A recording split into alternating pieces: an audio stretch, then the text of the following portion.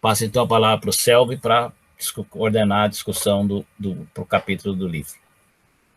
Olá a todos, não sei se eu estou aparecendo para vocês agora, acho que estou. Ah, sim. Olá, bom, nós vamos agora para a segunda parte da reunião, é a continuação da discussão do livro Comics Studies, a Guidebook, organizado pelo Charles Hatfield e o Bart Beattie. Nós já discutimos 2 capítulos, o primeiro sobre comic strips e o segundo sobre comic books, então as tiras e as revistas em quadrinhos. O livro ele é dividido em 4 partes, então são capítulos dedicados a histórias, culturas, formas e gêneros. Estamos agora nos capítulos da parte de histórias. Os próximos serão sobre as tradições europeias e também sobre mangá. Eu estou aqui, como o professor Paulo Ramos diz, em clima meio Nomadland, porque o capítulo 3 do livro é sobre os quadrinhos underground e alternativos. Eu não sou especialista nessa parte de quadrinhos underground, mas como eu fiz agora, terminei há pouco tempo o meu pós-doutorado sobre guerras culturais, eu tive que passar por isso, inclusive com análise sobre esses quadrinhos, né? Então achei interessante me oferecer para discutir aqui com vocês um pouco sobre esse capítulo. Eu vou colocar agora a minha apresentação.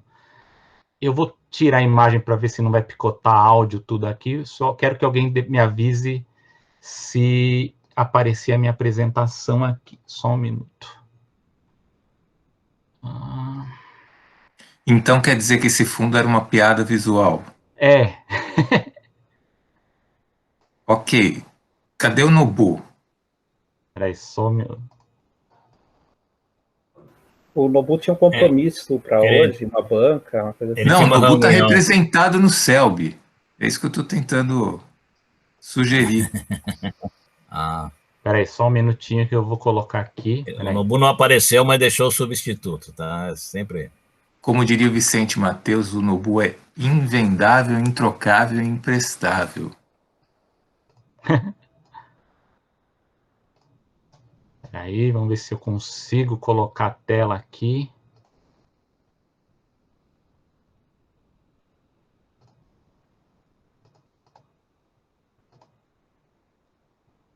Peraí, só um minuto. Eu proponho que, enquanto o Selby tenta colocar a imagem, o professor Roberto Elísio dos Santos nos explique... Aparece aí? Apareceu. Puxa, Roberto, você escapou. Eu te sugeri eu fui citado, que você falasse da doação dos quadrinhos Disney para o grupo, mas fica para uma próxima oportunidade. Fica para uma próxima oportunidade. Eu penso nisso daqui uns 50 anos. Bom, tá aparecendo então aí a apresentação? Sim, tá perfeito. Tá bom, Selby. então vamos começar então. Bom, esse aqui é um capítulo do Roger Sabin, né, Underground and Alternative Comics. O Roger Sabin é um pesquisador e escritor inglês, né, que fala sobre histórias em quadrinhos. Ele é professor de cultura popular lá na Central St. Martins, em Londres. A sua obra mais conhecida é um livro chamado Adult Comics An Introduction, mas ele escreveu outras obras sobre quadrinhos. Eu tenho, inclusive, um dos livros dele, que é o Comics and Graphic Novels. Mas ele escreveu também sobre punk rock, e também escreveu um livro também, Cop Shows, história dos dramas policiais na televisão. Enfim, só para dar um perfil do autor desse capítulo. No início, ele vai discutir essa relação entre o mainstream e o alternativo. Então, ele vai dizer que há uma alteração, aí, um contraponto do ponto de vista da indústria e também da cultura. Então, ele vai dizer que lá nos anos 1960, a indústria de quadrinhos mainstream nos Estados Unidos, no Reino Unido e na Europa Ocidental, elas eram conhecidas primordialmente pelas séries, né, produzidas para jovens leitores, naquele modelo industrial de linha de montagem, com os criadores empregados naquela base de contrato por trabalho. Então, vai haver uma mudança de paradigma, com os movimentos conhecidos aqui, né, como quadrinhos underground, ou quadrinhos alternativos, ele faz essa divisão. e a gente vai ter essas, digamos assim, produções independentes, né, que não é bem, ele faz essa diferenciação, e também do ponto de vista da cultura, vai dizer que o underground estão ligados com a contracultura, né, o movimento da contracultura na América do Norte e na Europa Ocidental, principalmente ali no final dos anos 1960. Então, ele diz que os comics do underground começaram pequenos, mas eles tiveram um efeito sísmico. E aí ele faz uma citação, que eu coloquei aí no slide, né, do historiador Patrick Rosenkrantz, que ele fala sobre os quadrinhos, né, sobre ação e reação. Eles defendem a revolução nas ruas e a liberdade sexual, mas também surgem de uma angústia suburbana do pós-guerra e de um fatalismo mergulhado em exercícios de bomba atômica. Eles desenham em uma linguagem pictográfica que refletia os ritos e costumes comuns da juventude americana em meados do século XX.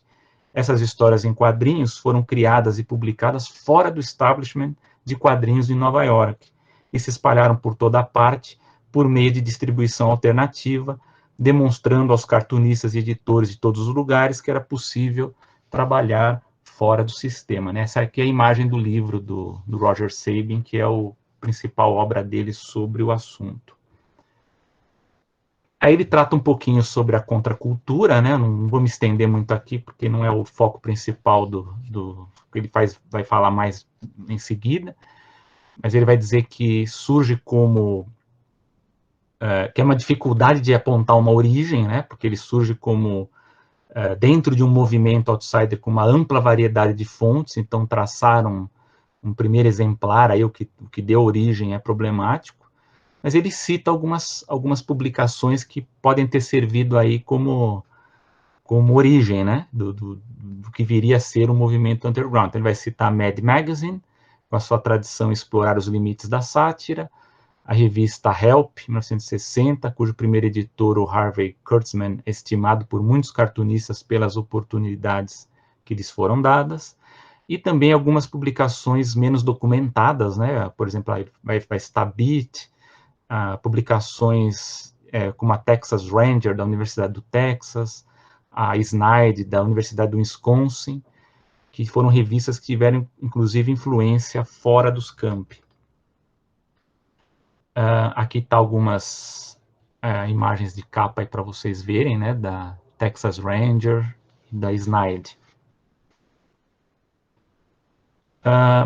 Aí ele vai traçar um pouco sobre os elementos políticos e culturais, né? Então, que naquele momento, né, havia o código, né, o Comics Code, que estipulou, né, todas aquelas regras que, inclusive, a gente até já discutiu aqui no outro capítulo, a questão do, né, sem violência, sexo e drogas nos quadrinhos, como também um elemento de relevância social, né, que o underground aproveitou essas proibições como encorajamento em todas as categorias, de todas as formas, né? Os novos quadrinhos adotaram o apelido Comics com X para se afastar e para enfatizar o aspecto de censura X-rated, né? Que até o próprio Roger Sabin fala que agora é uma referência datada, muita gente não faz essa ligação, mas ela é ligada a uma natureza adulta, né? Um quadrinho mais adulto. Vai dizer que há uma nova consciência política na juventude dos anos 60, que foi um ingrediente fundamental ali, né, que apesar da contracultura ser frequentemente vista como fruto, né, de pessoas brancas, majoritariamente homens de classe média, é necessário, né, citar, destacar o engajamento do protesto anti-guerra, né, da época da Guerra do Vietnã, as causas do movimento civil, liberação feminina, liberação gays, também movimentos anarquistas, socialistas, e o movimento verde, né, todas essas ações deram vitalidade ao movimento underground. Adiciona a isso ao interesse em valores recreacionais e espirituais das drogas psicoativas, especialmente a maconha e o LSD, e o amor livre, né? A pílula anticoncepcional havia se tornado disponível no início da década de 1960, e assim temos uma mudança no Zeitgeist, né? O espírito do tempo. Aí o Roger Sabin ele vai falar, se essa mudança constituiu um genuíno movimento social, é uma outra questão que ele vai considerar discutível, mas aí ele cita um texto, né, acho que um livro aqui, Imagination, do Brownstein Doyle, que é um texto muito citado para se discutir essa parte de underground, que argumenta que a contracultura era uma coleção inerentemente instável de atitudes, tendências, posturas, gestos, estilos de vida, ideais, visões, prazeres hedonistas, moralismos, negações e afirmações. Então, vai dizer que esses papéis foram desempenhados por pessoas que se definiram primeiro pelo que não eram, né? Então, aqui é um panorama com os elementos políticos e culturais. O Roger Sabin, ele vai passar a falar um pouquinho sobre o nascimento do underground. Ele vai falar que o período mais forte, né, foi aqui entre 1968 e 1975, né, a grosso modo, com milhares de títulos produzidos e editados de forma independente, alguns com apenas uma ou poucas edições. Diferente dos criadores do mainstream, esses artistas do underground, eles são donos de todas as criações, né, e dividem qualquer lucro de venda, ali, o que eles conseguem, né, e que é um formato contestado do sistema freelance ligado ao mainstream, né, que é diferente. E a distribuição era também de forma alternativa, elas eram asseguradas inicialmente pelas chamadas head shops, né, que era uma rede de lojas da contracultura que vendia roupas hippies, artes psicodélicas, aquelas parafernálias ali ligadas às drogas também, entre outras coisas, e que criativamente o comics também ampliou o espaço, né? Então ele vai citar sobre essa questão de criação e estilo, o Joseph Wittek, que afirma que o desenho no comics não era um desenho profissional do modo como era definido antes do underground, que esse movimento comics não apenas forneceu um local para retrabalhar os estilos tradicionais obsoletos, mas abriu o caminho para uma ampla gama de novas abordagens gráficas para entrar no vocabulário visual dos quadrinhos, incluindo aqueles derivados da arte vanguardista e o design psicodélico. Ele vai dar um destaque, claro, para o Robert Crumb, né? Ninguém exemplificou esse movimento melhor do que o Robert Crumb, que influenciou profundamente o movimento underground.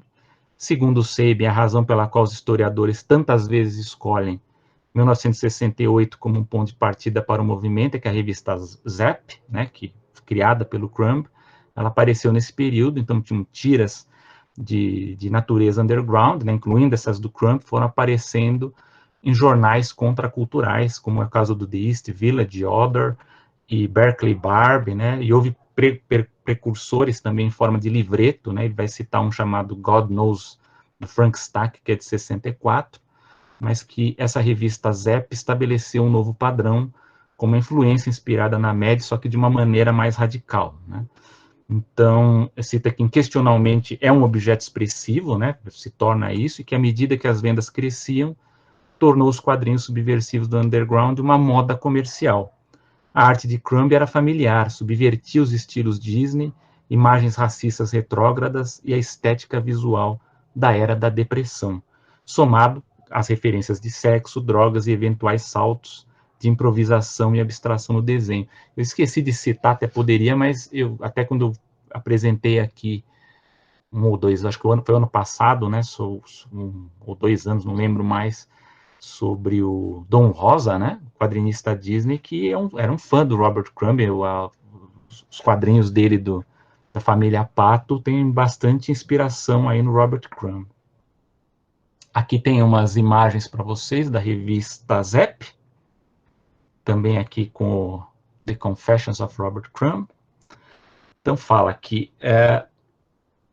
deixa eu continuar aqui.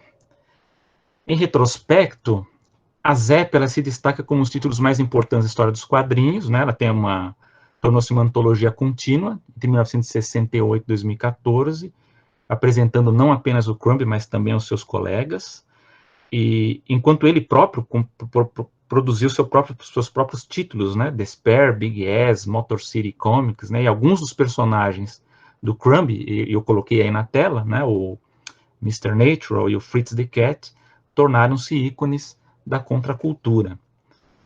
O Crumb também publicou histórias com versões de si mesmo como protagonista, né, tiras como a Confissões de Robert Crumb, que eu coloquei aí, foram citadas como importantes precursoras do recente boom de quadrinhos autobiográficos, que o Roger Sabin vai comentar um pouquinho mais adiante, mas no livro há um capítulo só sobre isso, ali no capítulo 15, então mais adiante falaremos sobre isso aqui no colóquio.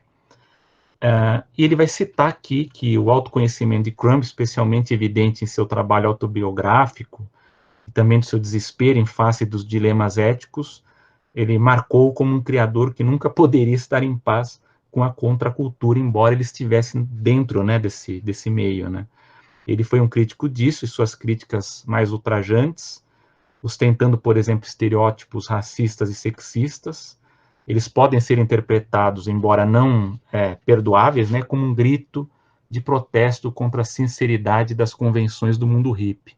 O Crumb, ele não era uma pessoa fácil, né, não gostava muito de ouvir o que fazer, como pensar, e hoje a sua recepção, a recepção da obra do Crumb, ela por muitas vezes, ela é tensa e contenciosa, embora muitos artistas citem o seu nome como uma inspiração.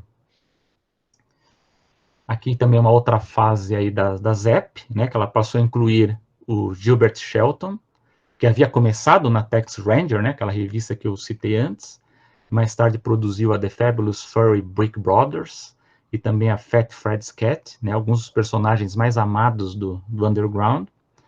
E também começou também o Clay Wilson, famoso por seu estilo de desenho e conteúdo exagerado, com mais violência sexual, piratas sadomasoquistas, entre outros. E artistas como o Spen Rodrigues, o pintor Robert Williams, Victor Moscoso, Rick Grievin, que era um abstracionista psicodélico, e mais tarde o Paul Mavrides. A ZEP foi editada entre 68 e 1970, e depois novamente entre 73 e 75, e depois de forma esporádica, mas o Sabin cita outras antologias cômics no molde da ZEP que existiram, como a Bijou Funnies, com contribuições de Jay Lynch e Skip Williamson, e também Young Lust, com o Bill Griffith e o Art Spiegelman. Em pouco tempo, muitas cidades da América do Norte tinham suas próprias turmas locais de cartunistas, underground, frequentemente em forma de rivalidade amigável, né? Então começou a se expandir o movimento das revistas underground. O Roger Sabin, ele vai ter um capítulo aí mais concentrado, mais curto, um subcapítulo ali dentro desse capítulo, chamado Ampliação do Underground, né? Um subitem do capítulo. Ele vai dizer que o underground ele teve um mini boom crucial no comics feito por e para mulheres, refletindo as políticas de liberação feminina, né, desafiando o sexismo e a misoginia dentro do underground, que é dominado por homens. Isso foi mais um passo revolucionário para os quadrinhos e possibilitou que as mulheres conquistassem o espaço de uma área que até então era considerada um tanto impossível.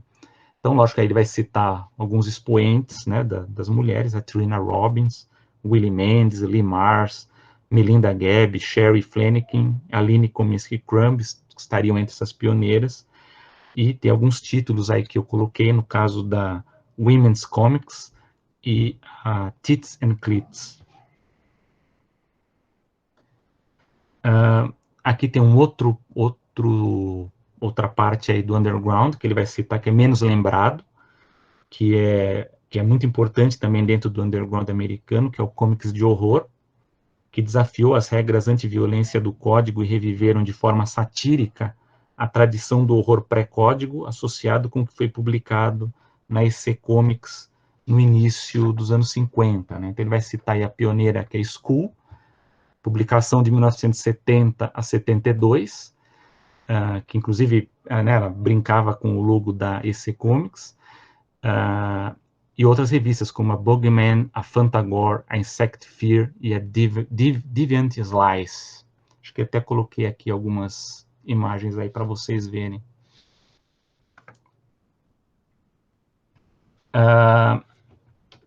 Passando mais um pouco, mas também parte aí da ampliação do underground.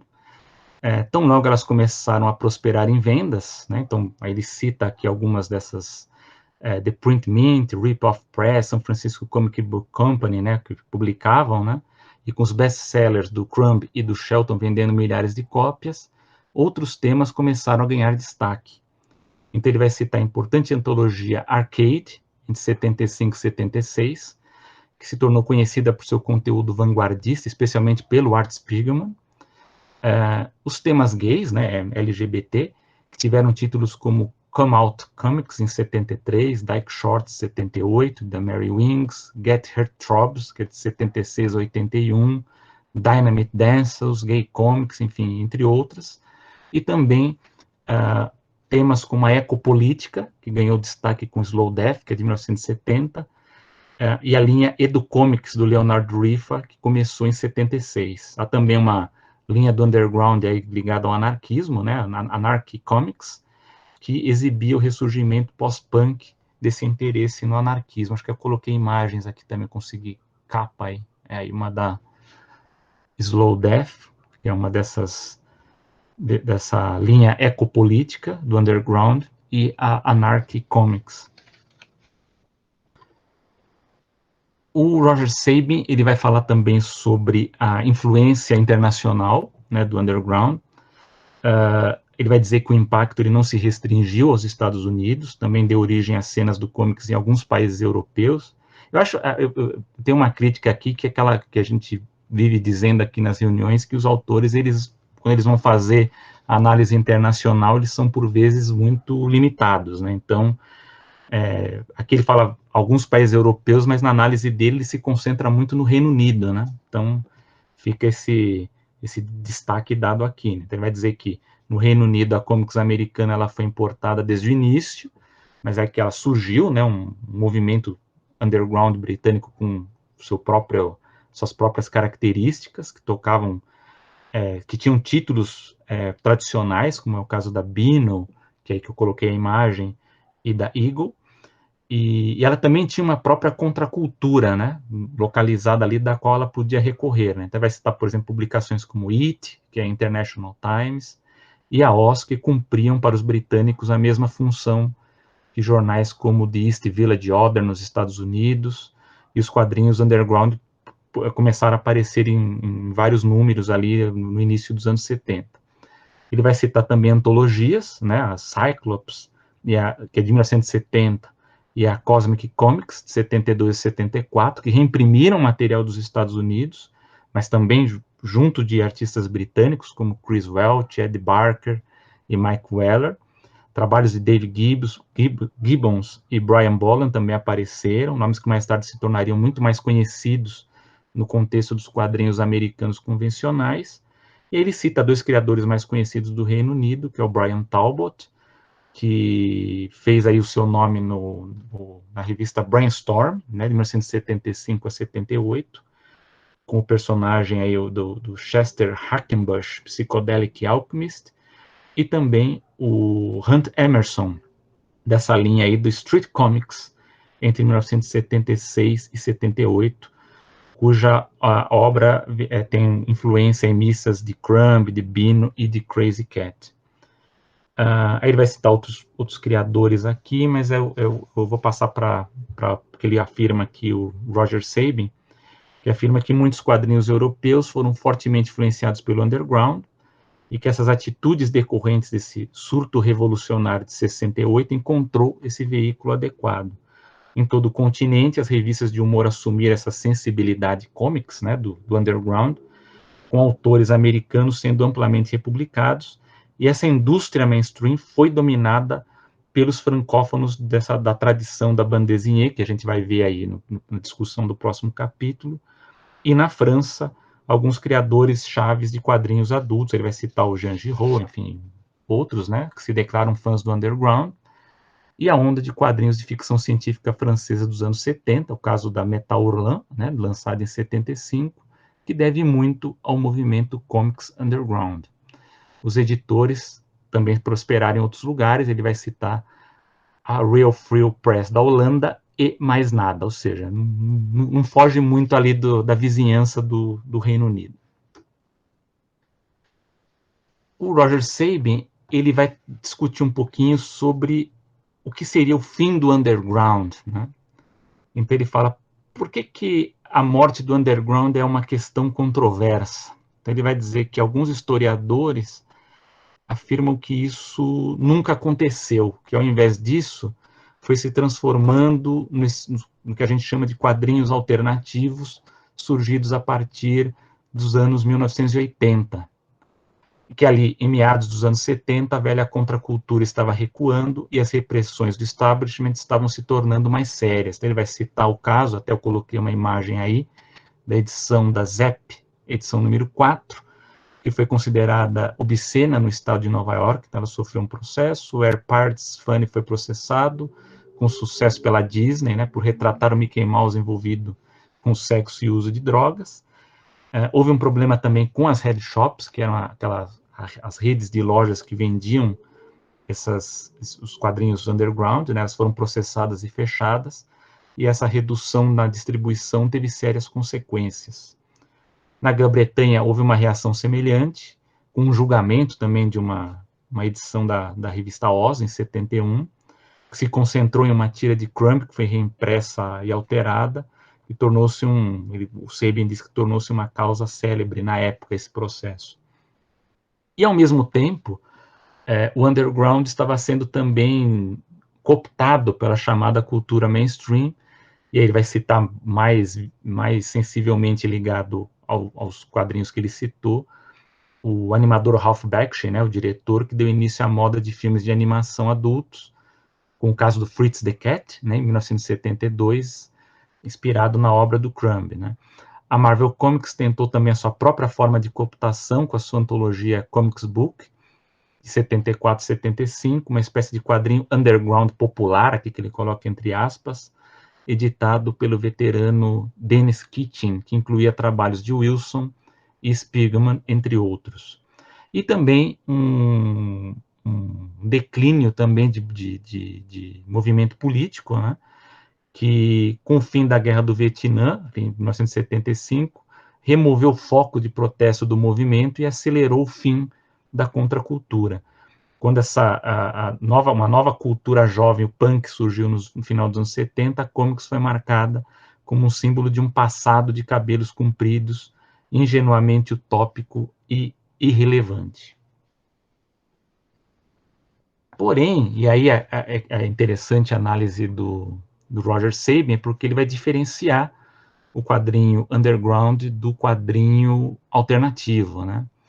Então ele vai dizer que seções, né, do underground sobreviveram após o declínio da contracultura dos anos 60, dos anos 70, e de fato seu espírito influenciou uma nova onda de quadrinhos alternativos. Então vai dizer que a década de 80 e 1990 foram uma época de ouro para os quadrinhos não conformistas, e os principais forças ali mais estabelecidas do underground foram continuados e estendidos, não apenas de forma estética, mas também em termos de economia. Por exemplo, a questão da divisão de royalties e controle de direitos autorais, visto que a ideia de objeto expressível foi levada à sua conclusão lógica. Esses quadrinhos alternativos dessa época, eles são reconhecidamente difíceis de definir como gênero, embora comparáveis ao, e muitas vezes inspirado pelo underground. Eles são reconhecidos pelos historiadores como tendo sido diferentes.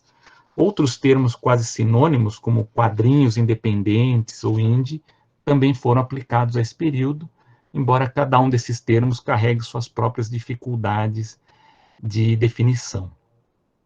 Ele vai também citar o Roger Sabian, a questão também de distribuição, né, com o desenvolvimento do mercado direto, que a gente viu aqui no colóquio anterior que discutiu o capítulo 2, que essas novas publicações de quadrinhos alternativos poderiam pegar carona nesse sistema de distribuição projetado para colecionadores de títulos mais convencionais, especialmente os de super-heróis, e que tinha muitas vantagens. Era uma rede muito mais ampla, próspera, né, com mais de 4.000 lojas nos Estados Unidos naquela época. Então, os quadrinhos alternativos se aproveitaram bem disso. Porém, também tinha desvantagens. O Sabian diz que, quando havia uma crise econômica, os primeiros títulos a serem cortados seriam justamente os dos quadrinhos alternativos. Então, diz que esses quadrinhos novos alternativos ofereciam uma ampla gama, né, dos chamados temas maduros da época, incluindo ficção, né, de gênero da tradição pulp, horror, ficção científica, enfim, mas também autobiografia, política, sátira e erotismo. E que também havia uma maior disposição para explorar com mais profundidade o desenvolvimento de personagens, né, profundidade emocional e experimentação estilística. Eu pus uma citação aí do Charles Hatfield, né, cujo livro, o Sabin diz que o livro Alternative Comics é o texto-chave. Ele explica que esse novo movimento envolveu uma nova abordagem mais ponderada da forma de arte, menos dependente na exploração dos tabus, embora isso também continuasse, é claro, e mais aberta à possibilidade de narrativas extensivas e ambiciosas, o que, por sua vez, levantou a possibilidade de que os quadrinhos pudessem ser vistos, aí ele coloca aqui, como forma literária. Aí o Roger Sabin ele vai fazer assim uma classificação que ele vai chamar de, poderia chamar de subgêneros aí desses quadrinhos alternativos. Ele vai dizer que a cena alternativa era mais inclusiva do que o underground antigo, né, dos anos 60 e 70, certamente mais do que o mainstream comercial, e com um número de quadrinhos que refletiam as preocupações sociais de criadores, que eram, por exemplo, mulheres, né, os gays e artistas de diferentes origens étnicas. Aí ele diz, né, que é uma ampla generalização, né, que o processo de inclusão ele foi e continua sendo dolorosamente lento, mas que as vozes marginalizadas foram de fato trazidas para mais perto do centro, né, dando à cena uma riqueza sem precedentes. Aí ele vai citar as editoras, né, que começaram a entrar no meio aí dos quadrinhos alternativos, a Raw Books and Graphics, a Fantagraphics, mais tarde a Draw and Quarterly. No Reino Unido também vai citar aqui a Escape Publishing, que teve um impacto significativo, e outras empresas como a Eclipse, Dark Horse, que publicaram material alternativo mais convencional, abrangendo o público principal nas lojas de mercado direto, que é a distribuição de mercado direto. Enquanto isso, algumas casas com suas origens no underground continuaram funcionando, né, caso da Kitchen Sink, Last Gasp e Knockabout. Aí ele vai citar aqui que na década de 80, né, uma antologia se destacou, né, que é a Raw, de 1980 a 1991, fruto da imaginação do Art Spiegelman e da Françoise Mouly, uma revista de arte de vanguarda centrada em quadrinhos, e a Raw assumiu formatos incomuns, né, 11 por 14 polegadas nas suas primeiras 8 edições, e incluiu trabalhos de veteranos do underground, né, o Crumb, o Griffith, entre outros, ao lado de novos talentos, Mark Baer, Charles Burns, Sue Cole, Gary Panther, entre outros. E abrangia também uma grande quantidade de material europeu, como os trabalhos do Ever Meulen, Just Swart e o Javier Mariscal. Javier Mariscal, se não me engano, é que criou o mascote das Olimpíadas de Barcelona, né, o Kobe. A famosa série Mouse do Spiegelman, que foi mais tarde compilada, né, na graphic novel, né, também entra aqui. E ele vai citar também outras antologias nesse período inicial, como o caso da Weirdo, 1981-1993, lançada pelo Crumb, frequentemente vista como uma resposta influenciada pelo punk à alegada preciosidade da escola de arte do Raw, né? Então ele vai citar que a Weirdo incluiu trabalhos de antigos veteranos aí do underground, como da Aline Kominsky Crumb, Spen Rodrigues, ao lado de talentos iniciantes também, Peter Beige, Doris Seda, Phoebe Glockner, e que o próprio Crumb teria produzido alguns de seus melhores trabalhos para este título, né, que o formato de antologia se mostrou fundamental para o desenvolvimento dessa cena alternativa no geral. Agora ele fala aqui também nessa parte de quadrinhos alternativos do humor, né, que continua sendo um gênero essencial, levando temas do underground a lugares cada vez mais sombrios. Então ele vai citar alguns casos aqui, como do Yummy Fur, do Chester Brown, 1986 a 94, que apresentou esse Ed, o palhaço feliz, que não estava muito feliz devido aos infortúnios horríveis que o cercavam. Caso do Neat Stuff, do Peter Beige, mais tarde Hate, uma outra publicação.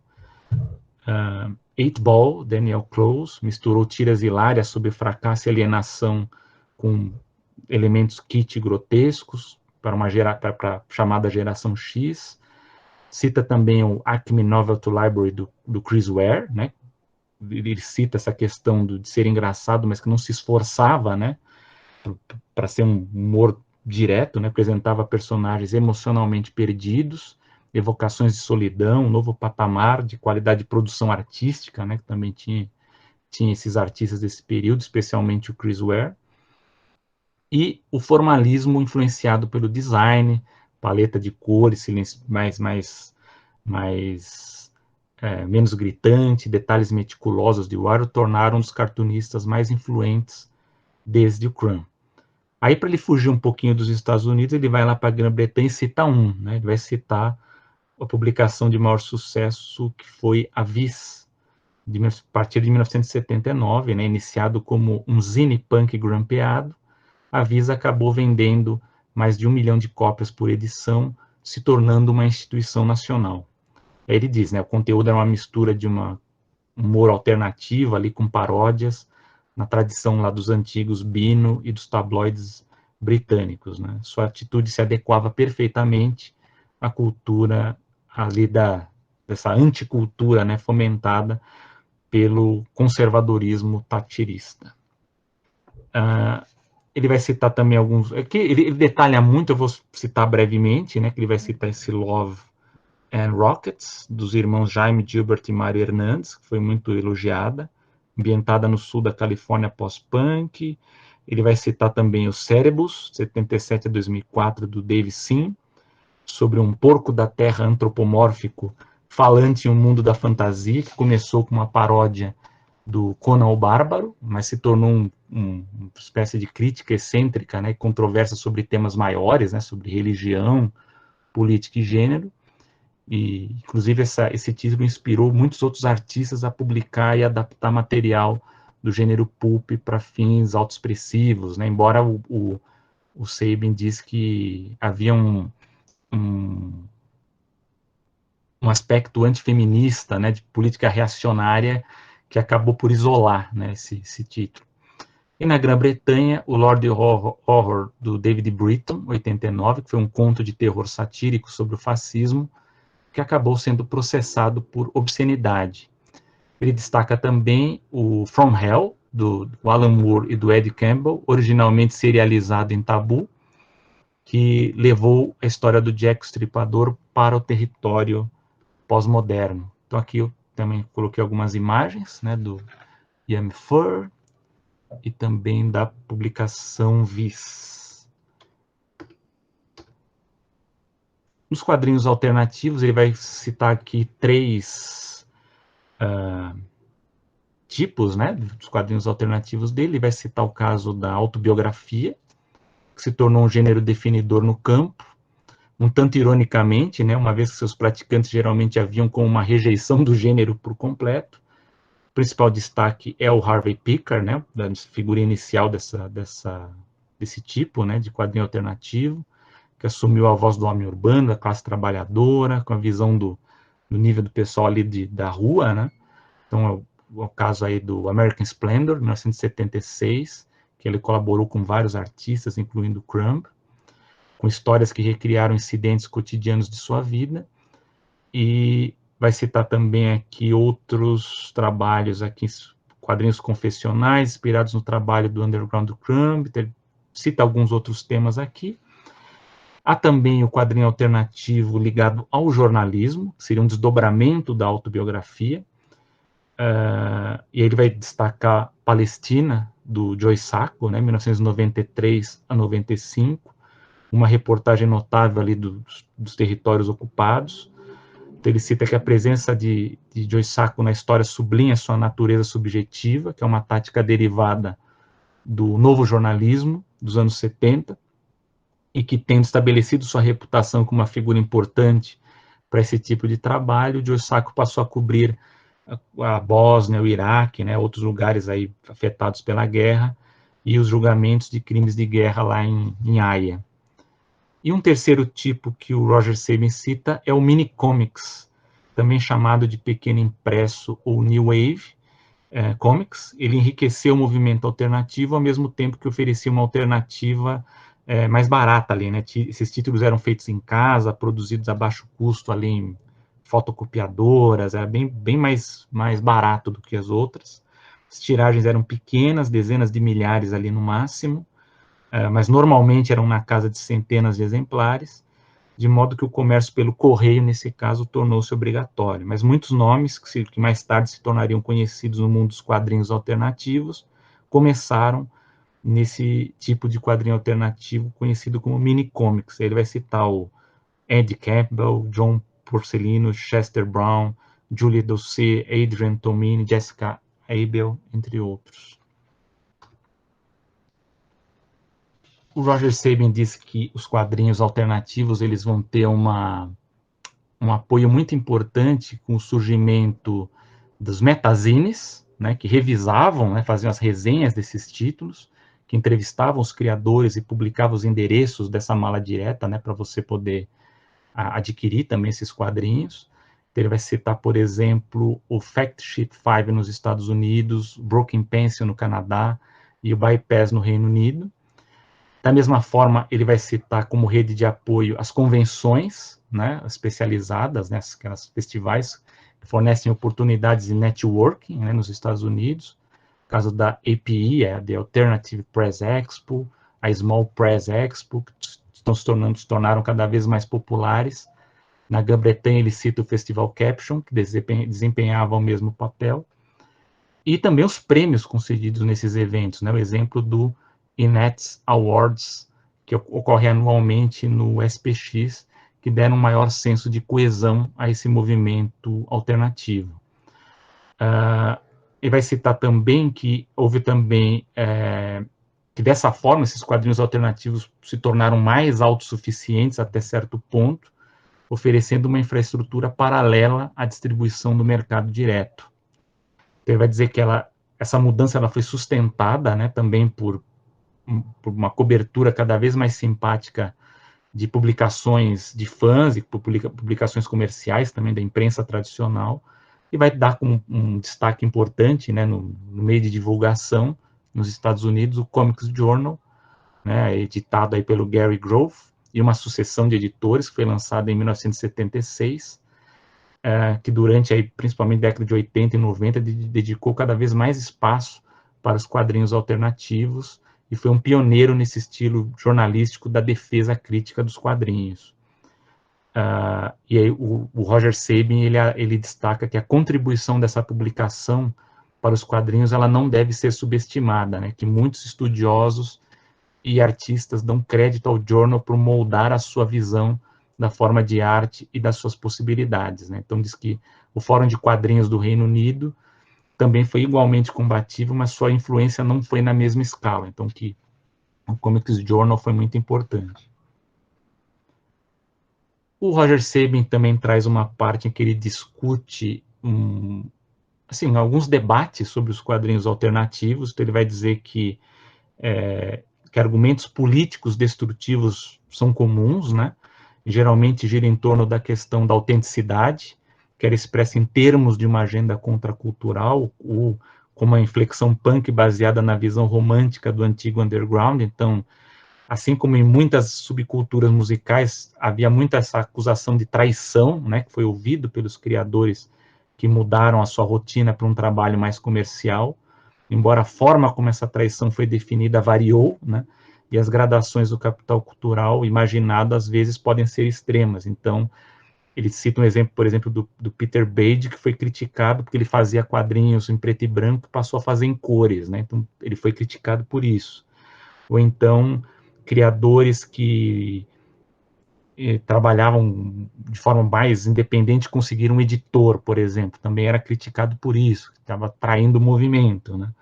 E da mesma forma, a crescente moda de você compilar as histórias mais longas em formato de graphic novel, ela também foi vista como desconfiança por alguns leitores. Mas é claro que as principais indústrias culturais estavam fadadas a buscar alternativas em busca de inspiração, assim como fizeram com o underground. Então, os críticos opinaram que nos anos 80 e 90 viram uma estética de quadrinhos indie entrar no cinema de baixo orçamento, e de fato vários quadrinhos alternativos se tornaram filmes, né? Então a gente vai ter caso do Ghost World, em 2001, e do American Splendor, em 2003. Então, o Sabin ele vai falar também de apropriações na publicidade, né, que vários artistas aí dos alternativos fizeram trabalhos para a Coca-Cola, fizeram painéis aí também publicitários. O caso nas artes, por exemplo, dos trabalhos do Chris Ware, que se tornaram colecionáveis e passaram a ser expostos aí em grandes mostras. E até alguns aspectos até sobre a questão do ser anti-establishment, né? O Sabin vai destacar que alguns desses artistas eles eram politicamente de direita, alguns até de extrema direita, né? E da mesma forma os quadrinhos religiosos complicaram o quadro, né? Porque também havia também alguns aí de tendência religiosa. Então, diz que os quadrinhos alternativos têm a reputação de resistir à cooptação e corporativação da mesma maneira que o punk e outras culturas musicais de oposição. Então tem essas complicações. Aí ele vai citar aqui um pouco sobre alternativas internacionais, que eu vou falar de uma forma bem resumida. Ele vai falar que na Europa Ocidental também os quadrinhos alternativos se desenvolveram por um caminho semelhante, mas com algumas diferenças importantes, porque o mainstream também teve uma história diferente. Então, a forma que os álbuns eram editados eram diferentes, né? Então, tem a forma como era serializado também. Alguns casos, como na França, as lições do underground foram absorvidas por sistemas de distribuição mais expansivos do que os quadrinhos americanos, que dependiam do mercado direto. E aí ele vai citar um destaque, que é o caso alguns títulos que se tornaram mais alternativos do que outros, que é o caso do El Víbora, né, de 1979, na Espanha, que misturou as obras do Crumb e do Shelton com favoritos caseiros da Raw, né, com presença do Javier Mariscal. Aí ele vai citar aí um texto-chave para falar do assunto, que é a cultura impopular do Bart Beattie, que argumenta que os quadrinhos, nesse novo modo, se afastaram das tradições franco-belgas da bande dessinée pela incorporação de técnicas de artes plásticas como a linogravura, gravura, fotografia, colagem, escultura, no esforço de encontrar novos meios de expressão dentro da forma dos quadrinhos. Aí vai citar também casos de cooperativa de artistas, né, na França, como l'Association, fundada em 1990, e outras casas também aqui que ele cita. Essa linha, por exemplo, de sucesso comercial seria onde a série incluiria a série Persepolis, né, da Marjane Satrap. Ela entrou nessa série de cooperativas. Ele vai citar também algumas antologias importantes.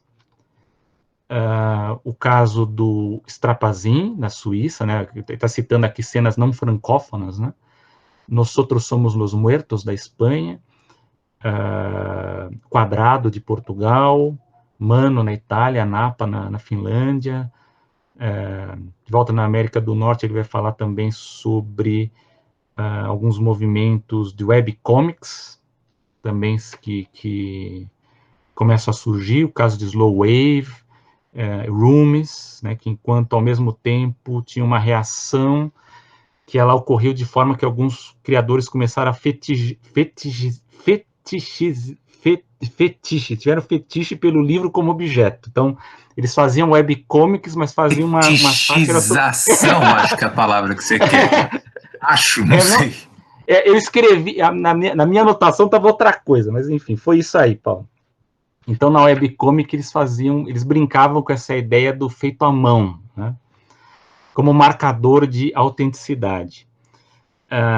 Também há uma crítica sobre a questão dos quadrinhos alternativos como edição limitada, né, de alta qualidade, relativamente mais caros, que se tornaram uma característica, né, nos eventos, aí, nas convenções, e que isso, lógico, vai ter também uma crítica, né, da gente ter esses títulos alternativos que antigamente eram baratos e hoje são edições colecionáveis, aí, muito caros.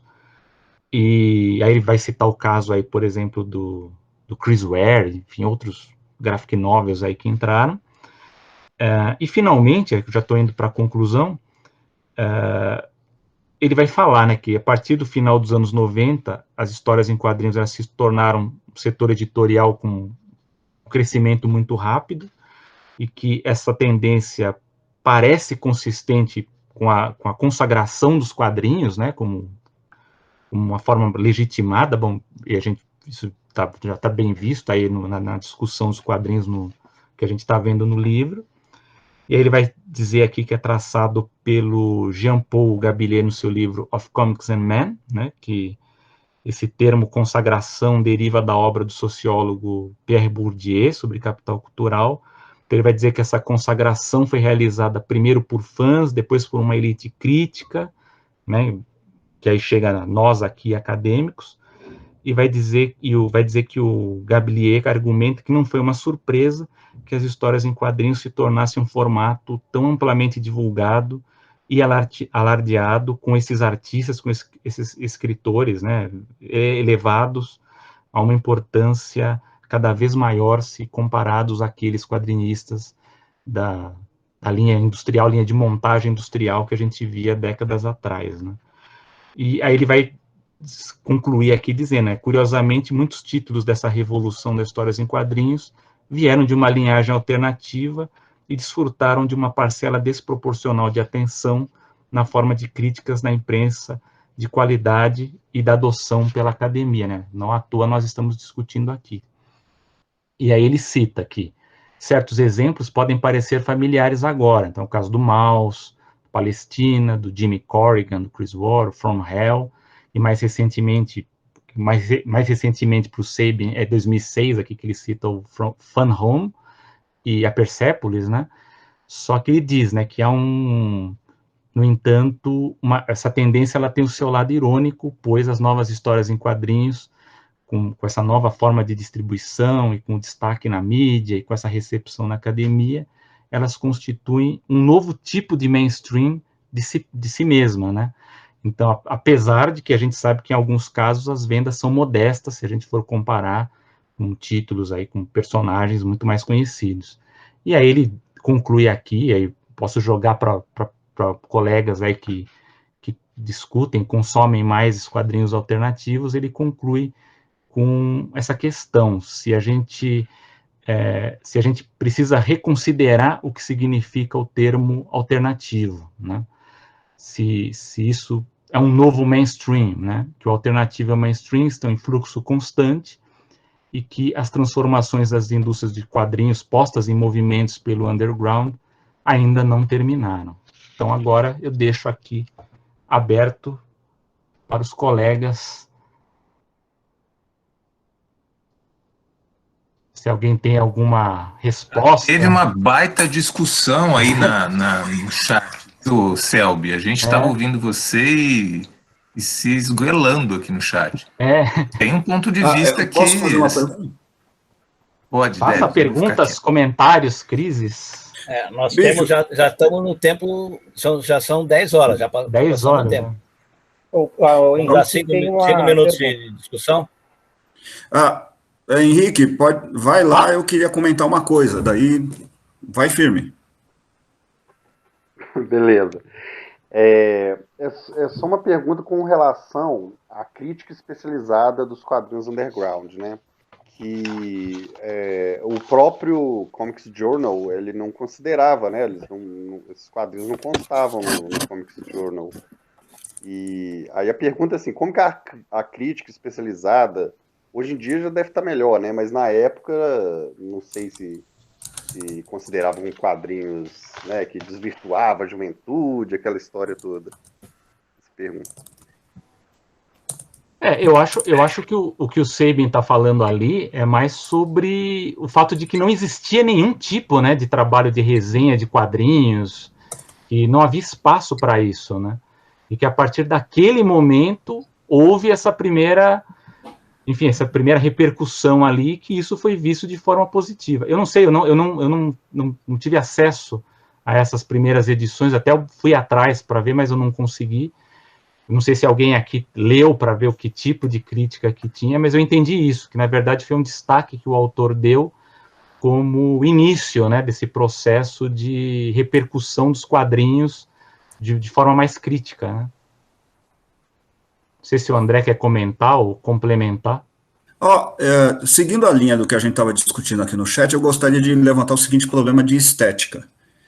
Um cara que, para mim, consegue andar nas duas estéticas, a estética underground e a estética alternativa, que é o Garth Ennis. O Garth Ennis, nos quadrinhos do Justiceiro, para mim, ele é underground. Ele tem todos os dotes possíveis do que a gente conseguiria chamar de extrema-direita, de às vezes racista, às vezes homofóbico. Legal. Eu li na segunda-feira um dos melhores quadrinhos de guerra da minha vida, que se chama Sara, que é sobre o esforço das snipers soviéticas. Detalhe, passa no teste de Bechdel tranquilo e consegue abordar pautas que eu nunca vi sobre snipers, no caso feminino. Eu passei por uma feminista para dar uma lida e ela falou o seguinte: eu nunca vi um quadrinho tão preciso sobre snipers. E ela vai citar o seguinte: uma historiadora russa chamada Slevania, que tem um livro importante chamado A Guerra Não Tem Rosto de Mulher. A Slevania vai citar o quê? Ao contrário do soldado homem, quando ele é cercado pelos inimigos dele, ele pega uma arma e estoura os miolos. Um soldado mulher sempre carrega uma granada para explodir o próprio corpo para ela não ser estuprada depois de morta. O Ennis aborda isso.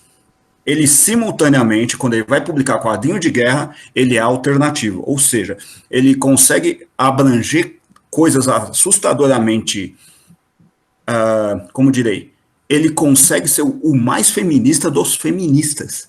E quando ele quer ser underground, quando ele faz os trabalhos para a Marvel, ele é o cara mais impressionantemente underground.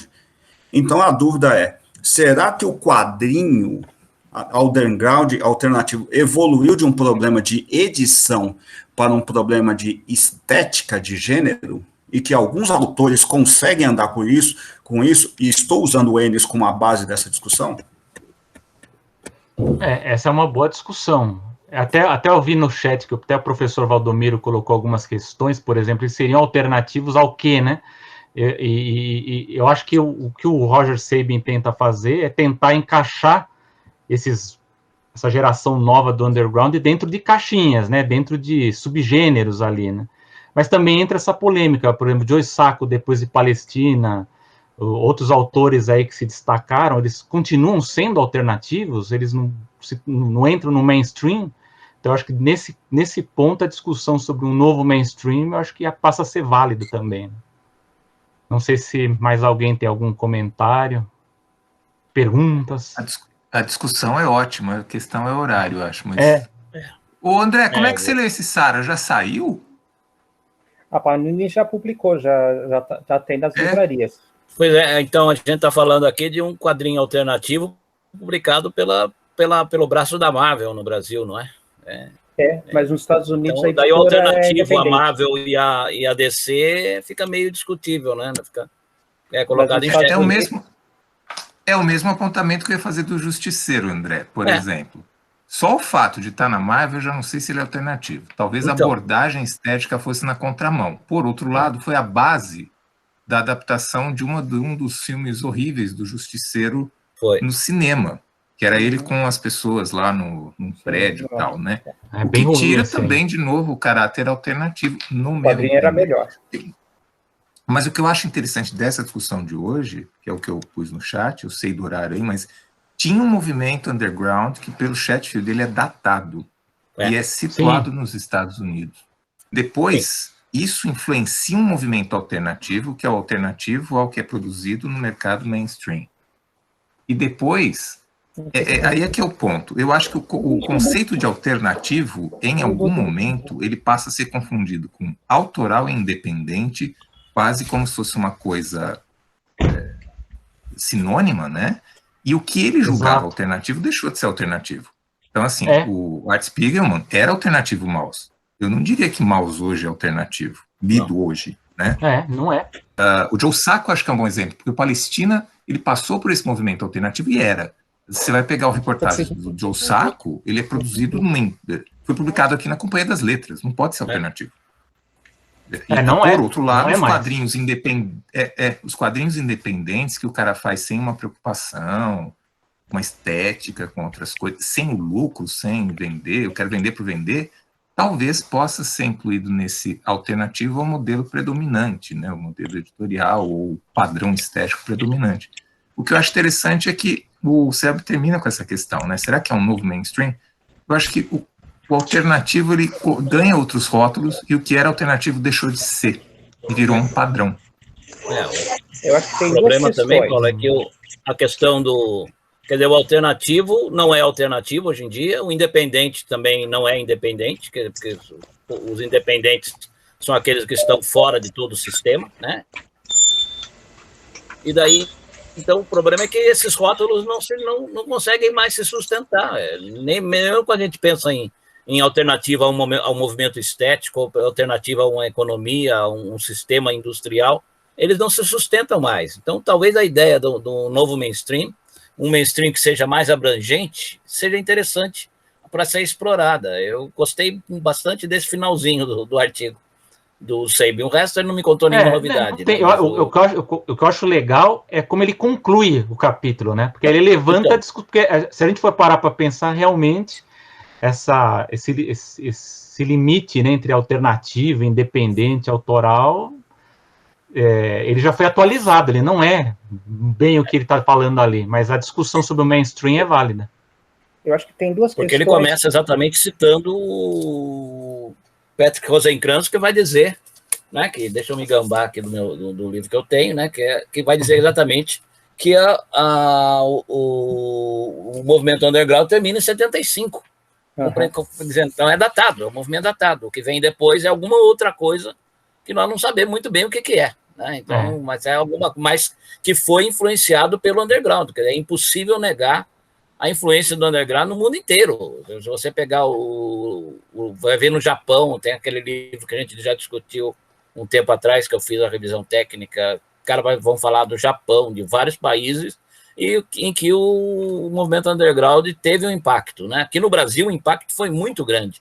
Né? Não dá para você pensar em ninguém que desenhou, que fez quadrinhos depois da década de 70, que não tenha sido influenciado pelo underground. Então, mas agora, como movimento, eu acho que ele é datado mesmo. Daí agora, o que veio depois, eu juro que eu não sei nomear.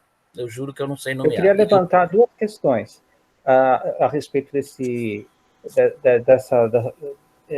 rótulos, dessa questão do mainstream. Quando um artista, a primeira questão, quando um artista alternativo, independente, faz sucesso, ganha prêmios, ele passa a ser um elemento de marketing para as grandes editoras. Então, as editoras, ele se torna conhecido, as editoras contratam ele para fazer uma graphic novel, sei lá, e o nome dele na capa é um elemento para venda. E há também o caso das pequenas editoras. O quadrinho Sarah, do Garth Ennis, foi publicado nos Estados Unidos por uma pequena editora, a TKO Studios, mas ganhou prêmios. E aí a Panini brasileira publicou. Então tem essa questão do mainstream se apropriar ou do artista ou da publicação que fez sucesso, ganhou prêmios, né, e investir nisso e ganhar dinheiro com isso. Aproveitando, pegando esse gancho do Roberto, eu acho que a gente tinha que discutir também o que a gente está chamando de alternativa em termos de distribuição. Essa é uma discussão velha dos quadrinhos e da cultura pop de modo geral. Exemplo, tem um documentário chamado Hip Hop Mercado, que eu estou fazendo um comercial safado, porque fui eu que fui o roteirista, em que descarado mesmo, porque alguém tem que fazer minha propaganda. Eu entrevistei uma das pessoas que é o Ferrez. Todo mundo sabe que o Ferrez ele escreveu O Capão Pecado e ele é um fã exacerbado de quadrinhos. Durante o documentário, a gente estava discutindo sobre rap e ele falou, mas me prova uma cultura alternativa que entrou no Brasil que não entrou pela elite. A gente comprava... De onde a gente arrumou o rap? Com certeza, a gente não tinha dinheiro para comprar uma The Source, etc. Pegamos essa cultura que era vista como alternativa nos Estados Unidos, pegamos pelo mainstream e absorvemos. Eu acho que, em certa medida, vou pegar o Ennis como destaque, o movimento se dá de novo. A cultura que é alternativa num país pode virar uma cultura, vou usar um termo estranho, cult. Pode ser cult no outro país. Então, quando a gente está discutindo a alternativa, a gente tem que levar em conta a distribuição, como esse troço chegou, a própria cultura punk. A cultura punk não entra por trabalhadores no Brasil. Ela entra como uma cultura elitista. Depois acaba se tornando isso. Se a gente fosse pegar outras culturas, samba sim samba sim é alternativo. Pagode sim é alternativo. Rock no Brasil não é. Nem mesmo rap é. Então, eu acho que esse é um. Daí a gente teria que entrar numa discussão sobre colonialismo cultural. Também. André. Boa pergunta essa. Se esse movimento acaba de colonialismo cultural, quer queira, quer não, ele pode. Vixe Maria, se alguém souber, não conte para ninguém que eu disse isso.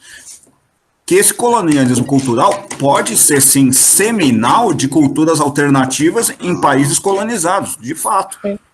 Pode, sim. O Roberto levantou a mão, acho que a gente pode ouvir o Roberto, depois terminamos. Não, eu bati errado aqui. Ele já baixou a mão, já. Já baixei a mão. Já baixou a mão. Então, foi a pergunta mais rápida na história do observatório. Não, foi o meu dedo que bateu errado aqui. Então, pessoal, a discussão está muito boa, mas nós já avançamos 15 minutos do nosso tempo. Então, vamos encerrar aqui. Acho que o sucesso da discussão fica evidente por todo o entusiasmo demonstrado. Então, para a próxima reunião, que vai ser, que dia é? Alguém marcou aí? Dia 11 de junho. 11 de junho, o Roberto Elísio levantou a mão, então a gente já vai aproveitar que ele levantou a mão e ele vai assumir o próximo capítulo. Ele estava se voluntariando para isso. Então, o Roberto será o que vai apresentar o próximo capítulo do livro, que é sobre quadrinho europeu, não é, Roberto? É, sobre a tradição europeia. Aí, no próximo, eu vou explicar por que o autor chama de tradições europeias. Então, legal, inclusive, para a gente ver que muito do que se falou de alternativa aqui na discussão que nós tivemos, os europeus já faziam antes no quadrinho mainstream deles. Sem dúvida. Sim. Eu queria que alguém aqui fizesse não sei se o Gazi já fez a foto de todo mundo, talvez fosse interessante todo mundo abrir o seu vídeo para a gente fazer a captura da tela. Hoje eu não consegui, Valdomiro, eu estou com o celular aqui que deu um problema e eu não estou com o computador, e aí eu não consigo. Tem que ver que se alguém abre consegue. Sua imagem aí. Abre sua imagem também, se você conseguir. Abra uma imagem aí que eu vou tentar fazer aqui a eu não sei fazer isso, mas cadê o Roberto? Que alguém saiba. Aí. Roberto. Falta o... apareceu aí. Apareci? O pessoal que foi no banheiro, foi tomar água. Aí, Fernando aí também. Fernando. Sorriam aí. Um salve para você, Moisés. Tudo bem com você, filho? Pronto. Alguém? Falta só o Leandro que está ainda com a foto só. Pronto. Bem, então... Foi sim. Conseguiu, Selby? Consegui. Legal, então. Então, colegas... no próximo colóquio, o Selby vai apresentar o pós-doutorado dele. Também. Sim, pode ser. O Selby vai apresentar o pós-doutorado dele também. Então, colegas, foi um prazer muito grande encontrá-los. Um bom fim de semana a todos. Nos vemos mesma bate-hora, mesmo bate-canal. Tchau, tchau. Tchau. Dia 11 de junho. 11 de junho.